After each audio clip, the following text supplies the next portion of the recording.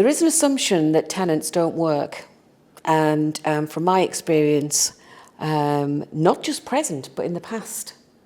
When I was a child, I grew up on a council estate, that's what they called them then, and I can't remember one property where they didn't work. You know, especially both parents back then, they were both in employment. We were latch door key kids. You know, we got on with life.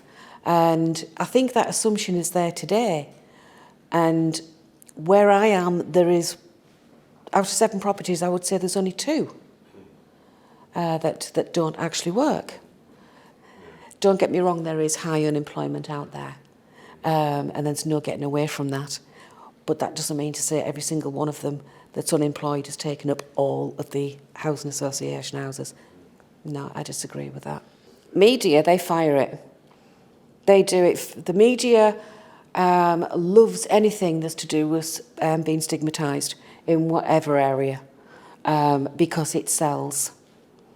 And a lot of it is just so blown out of proportion and unnecessary. It's something that, it's a bit like a narcissist. It has a little bit of truth and the rest is poison. You know, and that just sells paper, the papers.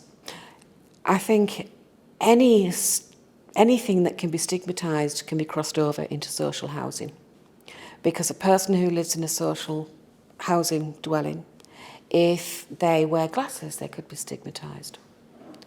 If they are gay, they could be stigmatised. If they are black, yellow, pink, purple, whatever colour, they could be stigmatised. You know, I mean, they could be even stigmatised if they're absolutely extremely fit. You know, stigma doesn't stop at anything. But I think if you're in social housing, it doesn't take much. You know, I think the social housing is just the backdrop for it. And then the excuse is whatever's in front of it, whatever they want to give that person as a stigma. As regards stigma and all outside agencies, the media, the police and everything else, they need to work together. We need to have some kind of toolbox. And